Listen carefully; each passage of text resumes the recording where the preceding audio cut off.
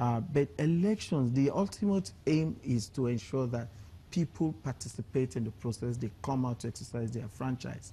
Over-policing is counter to that, it works counter to that. Over-policing increases voter apathy. People are terrified. I believe that part of the reason why we didn't see as many people coming out as should be is the fact that they are not sure what's going to happen. Even though the police is there to protect you, stray bullets don't have anybody's name on it. They could go anywhere. So people are kind of intimidated.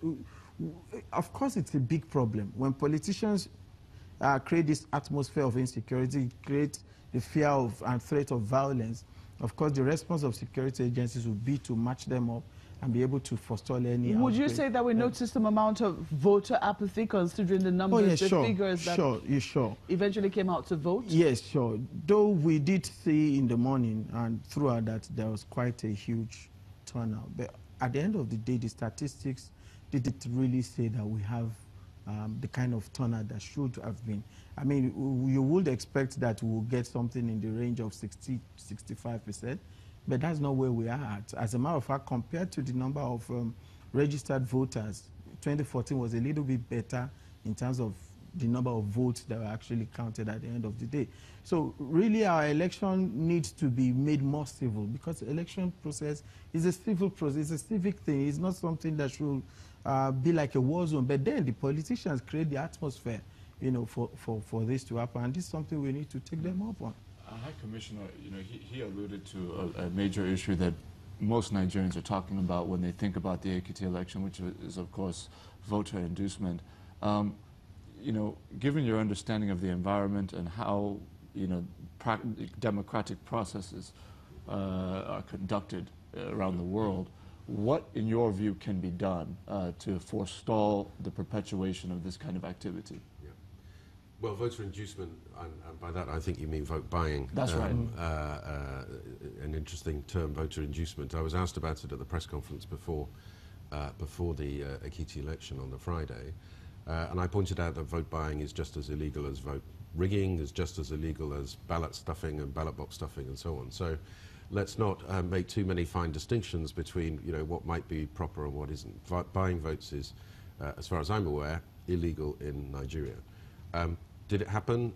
I personally didn't see money being handed over, but there were certainly credible reports of that were reported back, not just to me, but to the British and indeed the other international teams. So what we've just been hearing, I think there is some evidence for that. How to stop it? Well, it's not an easy thing to stamp out altogether.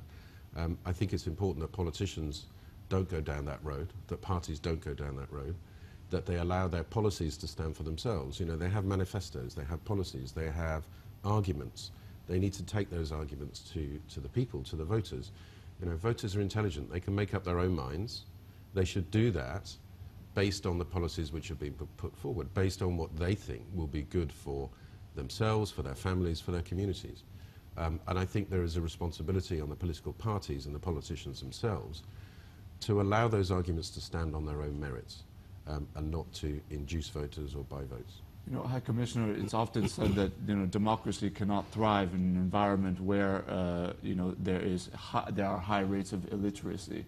How much of this would you attribute to the education level on a broad scale within Nigeria at the moment? I think it's a bit of an easy excuse to say that people aren't educated and therefore, you know, they don't know how to vote one way or another. They may not be able to read, but they can hear. The media have, broadcast media, radio, TV, such as yourselves, they also have a responsibility to ensure that those arguments are got across. And of course people will talk to their neighbours, they'll talk to each other, they'll talk to their community leaders. So there are other means of getting that information across to the voters who may not be able to read a newspaper or may not be able to read a manifesto. And I think finding those alternative methods of communication is going to be extremely important in 2019. Mr. Aribabu, I want to bring you in here because when you look at the entire kind of electoral value chain, both of you have essentially credited INEC with an improvement in the conduct of the election, but we know that obviously their power is limited to what they do. Some of these other areas, security agents, politicians, and of course the voter, what do you think can be done from the vantage point of, for example, the National Assembly, to really attach the kind of penalties to this kind of activity that would potentially help to reduce it? Yeah, thank you. And indeed, some civil society group recently asked INEC to investigate the incidents of vote buying and prosecute. I think that's a good idea, but I think that is overburdening INEC.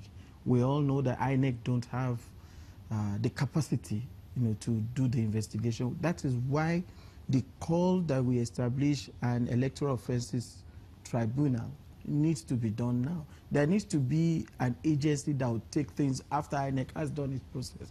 INEC is now preparing for Osun, and then it's preparing for 2019. Burdening it with investigating what happened in Ekiti and prosecuting and all is a distraction.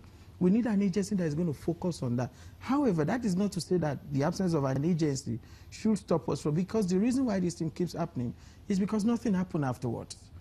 People illegally take up seats that they didn't win. They will be there for like 3 years. They collect all the pegs.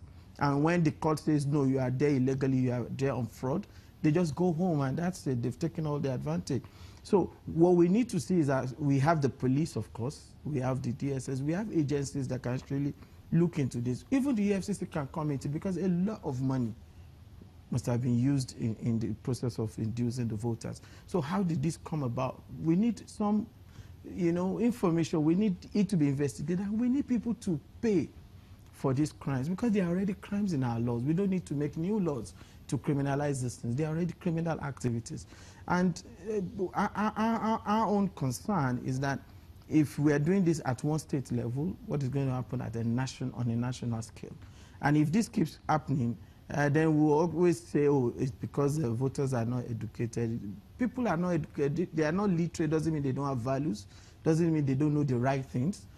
So, and unfortunately, because the Transition Monitoring Group, we deployed 200 observers, and so many civil society organizations also did the same. But another thing we did was that, aside from those 200 observers who are accredited by INEC, who we call our active observers, we also deployed passive observers, people who are not decked in the INEC gear, who are not identifiable, so that they can be our eyes and tell us what's happening. And some of them in the places that it worked, of course, we didn't have the time to train as many as we should. Some of them in the places that worked gave us reports that people are actually paying odd people to buy votes as much as 5,000 naira. We had the incidents of see and buy. Well, what is more troubling is the fact that, first of all, I will ask you if it's getting worse.